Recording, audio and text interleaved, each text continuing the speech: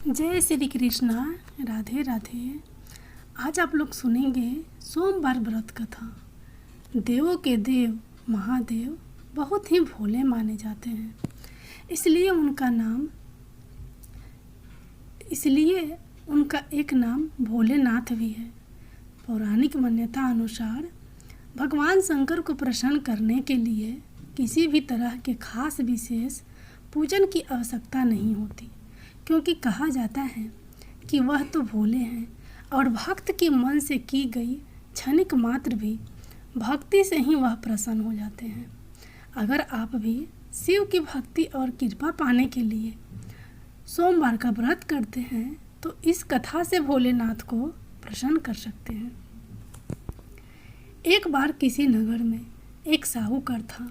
उसके घर में धन की कोई कमी नहीं थी, लेकिन कोई संतान ना होने के कारण वह बहुत दुखी था। संतान प्राप्ति के लिए वह हर सोमवार को व्रत रखता था और पूरी श्रद्धा के साथ शिव मंदिर जाकर भगवान शिव और माता पार्वती की पूजा करता था। उसकी भक्ति देखकर एक दिन माँ पार्वती प्रसन्न होकर भगवान शिव से साहूकार को मनोकामना पूर्ण करने का निवेदन किया। पार्वती जी के आग्रह पर भगवान शिव ने कहा कि हे पार्वती, इस संसार में हर प्राणी को उसके कर्मों का फल मिलता है और जिसके भाग्य में जो हो उसे भोगना ही पड़ता है। लेकिन पार्वती जी ने साहूकार की भक्ति देखकर उसकी मनोकामना पूर्ण करने की इच्छा व्यक्त की। माता पार्वती के आग्रह पर शिव जी ने साहूकार को पुत्र प्राप्ति का वरदान तो दिया, लेकिन उन्होंने बताया कि यह बालक 12 वर्ष तक ही जीवित रहेगा। माता पार्वती और भगवान शिव की बातचीत को साहूकार सुन रहा था, इसलिए उसे ना तो इस बात की खुशी थी और ना ही दुख था। वह पहले की भांति शिव जी की पूजा करता रहा। कुछ समय के बाद साहूकार की पत्नी ने एक पुत्र को जन्म दिया। जब वह बालक 11 वर्ष का हुआ तो उसे पढ़ने के लिए काशी भेज दिया गया। साहूकार ने पुत्र के मामा को बुलाकर उसे बहुत सारा धन देते हुए कहा कि तुम इस बालक को काशी विद्या प्राप्ति के लिए ले जाओ। तुम लोग रास्ते में यज्ञ कराते जाना और ब्राह्मणों को भोजन दक्षिणा देते हुए जाना। दोनों मामा भांजे इसी तरह यज्ञ कराते और ब्राह्मणों को दान दक्षिणा देते काशी नगरी निकल पड़े। इस दौरान रात में एक नगर पड़ा जहां नगर के राजा की कन्या का विवाह था, लेकिन जिस राजकुमार से उसका विवाह होने वाला था वह एक आंख से काना था। राजकुमार के पिता ने अपने पुत्र के काना होने की बात को छुपाने के लिए सोचा, क्यों न उसने साहूकार के पुत्र को दुल्हा बनाकर राजकुमारी से विवाह करा दूं। विवाह के बाद इसको धन देकर विदा कर दूंगा और राजकुमारी को अपने नगर ले जाऊंगा। लड़के को दूल्हे के वस्त्र पहनाकर राजकुमारी से विवाह करा दिया गया। साहूकार का पुत्र ईमानदार था, उसे यह बात सही नहीं लगी, इसलिए उसने अवसर पाकर राजकुमारी के दुपट्टे पर लिखा कि तुम्हारा विवाह तो मेरे साथ हुआ है, लेकिन जिस राजकुमार के संग तुम्हें भेजा जाएगा वह एक आंख से काना है। मैं तो काशी पढ़ने जा रहा हूँ। जब राजकुमारी ने चुन्नी पर लिखी बातें पढ़ी तो उसने अपने माता पिता को यह बात बताई। राजा ने अपनी पुत्री को विदा नहीं किया, फिर बारात वापस चली गई। दूसरी ओर साहूकार का लड़का और उसका मामा काशी पहुँचे और वहाँ जाकर उन्होंने यज्ञ किया। जिस दिन लड़का 12 साल का हुआ उस दिन भी यज्ञ का आयोजन था।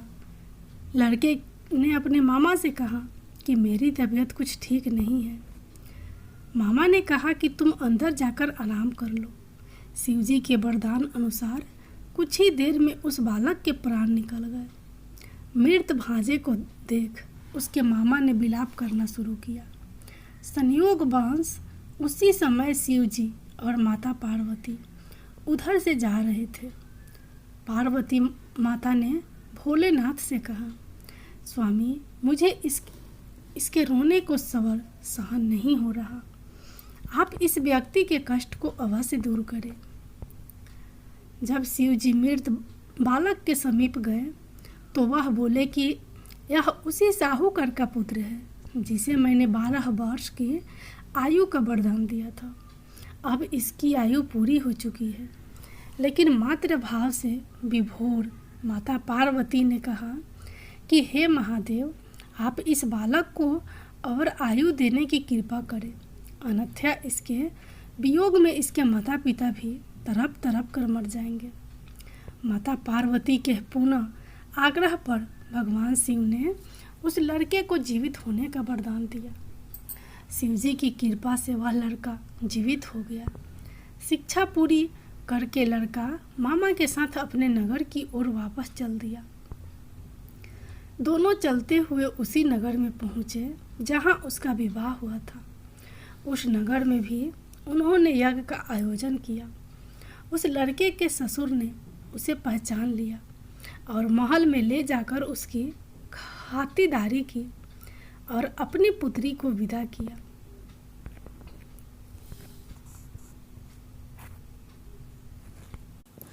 इधर साहूकार और उसकी पत्नी भूखे प्यासे रहकर बेटे की प्रतीक्षा कर रहे थे। उन्होंने प्रण कर रखा था कि यदि उन्हें अपने बेटे की मृत्यु का समाचार मिला तो वह भी प्राण त्याग देंगे, परंतु अपने बेटे के जीवित होने का समाचार पाकर वह बेहद प्रसन्न हुए।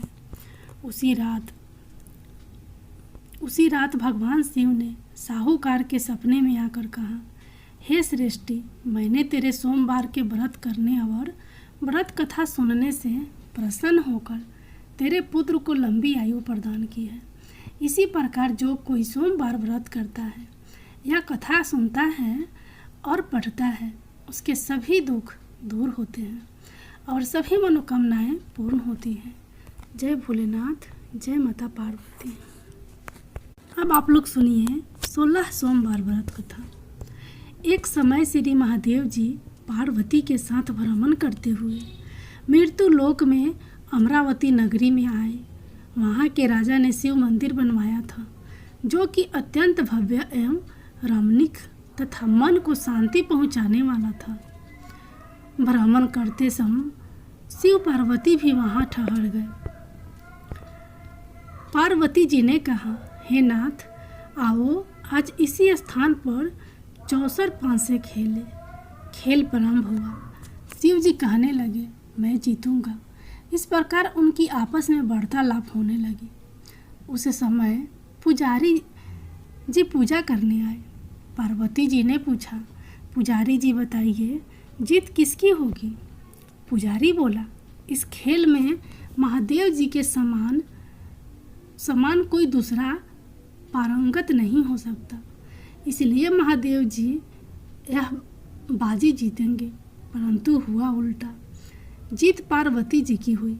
अतः पार्वती जी ने पुजारी को कोढ़ी होने का श्राप दे दिया कि तूने भी मिथ्या भाषण किया है। अब तो पुजारी कोढ़ी हो गया। शिव पार्वती जी दोनों वापस चले गए। कुछ समय पश्चात अप्सराएं पूजा करने आई। अप्सराओं ने पुजारी से उसके कोढ़ी होने का कारण पूछा। पुजारी ने सब बातें बता दी। अप्सराएं कहने लगी, पुजारी जी, आप 16 सोमवार का व्रत करें तो शिव जी प्रसन्न होकर आपका संकट दूर करेंगे। पुजारी जी ने अप्सराओं के व्रत की विधि पूछी। अप्सराओं ने व्रत करने और व्रत के उद्यापन करने की संपूर्ण विधि दी। पुजारी ने विधि पूर्वक श्रद्धा भाव से व्रत प्रारंभ किया और अंत में व्रत का उद्यापन भी किया। व्रत के प्रभाव से पुजारी जी रोग मुक्त हो गए। कुछ दिनों बाद शंकर पार्वती जी पुनः उस मंदिर में आए तो पुजारी जी को रोग मुक्त देखकर पार्वती जी ने पूछा, मेरे दिए हुए श्राप से मुक्ति पाने का तुमने कौन सा उपाय किया? पुजारी जी ने कहा, हे माता, अप्सराओं द्वारा बताए गए 16 सोमवार के व्रत करने से मेरा यह कष्ट दूर हुआ है। पार्वती जी ने भी 16 सोमवार का व्रत किया, जिससे उनसे रूठे हुए कार्तिक के जी भी अपनी माता से प्रसन्न होकर आज्ञाकारी हुए। कार्तिक जी ने पूछा, हे माता, क्या कारण है कि मेरा मन सदा आपके चरणों में लगा रहता है। पार्वती जी ने कार्तिकेय को 16 सोमवार के व्रत का महत्व तथा विधि बताई। तब कार्तिकेय जी ने भी इस व्रत को किया तो उनका बिछड़ा हुआ मित्र मिल गया। अब मित्र ने भी इस व्रत को अपने विवाह होने की इच्छा से किया। फलतः वह विदेश गया। वहाँ के राजा की कन्या का स्वयंवर था। राजा ने प्रण किया था कि हथिनी जिस व्यक्ति के गले में वरमाला डाल देगी उसी के साथ राजकुमारी का विवाह करूँगा। यह ब्राह्मण मित्र भी स्वयंवर देखने की इच्छा से वहाँ एक ओर जाकर बैठ गया। हथिनी ने इसी ब्राह्मण मित्र को माला पहनाई तो राजा ने बड़ी धूमधाम से अपनी राजकुमारी का विवाह उसके साथ कर दिया। तत्पश्चात दोनों सुखपूर्वक रहने लगे। एक दिन राजकन्या ने पूछा, हे नाथ, आपने कौन सा पुण्य किया जिससे हथिनी ने आपके गले में वरमाला पहनाई। ब्राह्मण पत्नी ने कहा, मैंने कार्तिकेय जी द्वारा बताए अनुसार 16 सोमवार का व्रत पूर्ण विधि विधान सहित श्रद्धा भक्ति से किया, जिसके फल के कारण मुझे तुम्हारे जैसी सौभाग्यशाली पत्नी मिली। अब तो राजकन्या ने भी सत्य पुत्र प्राप्ति के लिए व्रत किया और सर्वगुण संपन्न पुत्र प्राप्त किया। बड़े होकर पुत्र ने भी राज्य प्राप्ति का कामना से 16 सोमवार का व्रत किया। राजा के देवलोक होने पर इसी ब्राह्मण कुमार को राजगद्दी मिली, फिर भी वह इस व्रत को करता रहा। एक दिन उसने अपनी पत्नी से पूजा सामग्री शिवालय ले चलने को कहा, परंतु उसने पूजा सामग्री अपनी दासियों द्वारा भिजवा दी। जब राजा ने पूजन समाप्त किया तो आकाशवाणी हुई कि हे राजा, तुम इस पत्नी को त्याग दो, नहीं तो राजपाट से हाथ धोना पड़ेगा। प्रभु की आज्ञा मानकर उसने अपनी पत्नी को महल से निकाल दिया। तब वह अपने भाग्य को कोसती हुई एक बुढ़िया के पास गई और अपना दुखड़ा सुनाया तथा बुढ़िया को बताया, मैं पूजन सामग्री राजा के कहे अनुसार शिवालय में नहीं ले गई और राजा ने मुझे निकाल दिया। बुढ़िया ने कहा, तुझे मेरा काम करना पड़ेगा। उसने स्वीकार कर लिया। तब बुढ़िया माई ने सूत की गठरी उसके सिर पर रखी और बाजार भेज दिया। रास्ते में आंधी आई तो सिर पर रखी गठरी उड़ गई। बुढ़िया ने डांट कर उसे भगा दिया। अब रानी बुढ़िया के यहाँ से चलते चलते एक आश्रम में पहुँची। गुस्साई जी उसे देखते ही समझ गए कि यह उच्च घराने की अबला विपत्ति की मारी है। वे उसे धैर्य बांधते हुए बोले, बेटी, तू मेरे आश्रम में रह, किसी प्रकार की चिंता मत कर। रानी आश्रम में रहने लगी, परंतु जिस वस्तु को वह हाथ लगाती वह वस्तु खराब हो जाती। यह देखकर गुसाई जी ने पूछा, बेटे, किस देव के अपराध से ऐसा होता है। रानी ने बताया कि मैंने अपने पति की आज्ञा का उल्लंघन किया है और शिवालय में पूजन के लिए नहीं गई। इससे मुझे घोर कष्ट उठाने पड़ रहे हैं।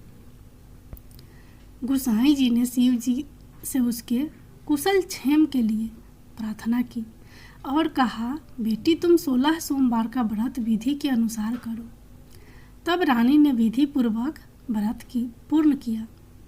व्रत के प्रभाव से राजा को रानी की याद आई और दूतों को उसकी खोज में भेजा। आश्रम में रानी को देख दूतों ने राजा को बताया। तब राजा ने वहां जाकर गुसाई जी से कहा, महाराज, यह मेरी पत्नी है, मैंने इनका परित्याग कर दिया था, कृपया इसे मेरे साथ जाने की आज्ञा दे। शिव जी की कृपा से प्रति वर्ष 16 सोमवार का व्रत करते हुए वे आनंद से रहने लगे और अंत में शिवलोक को प्राप्त हुए।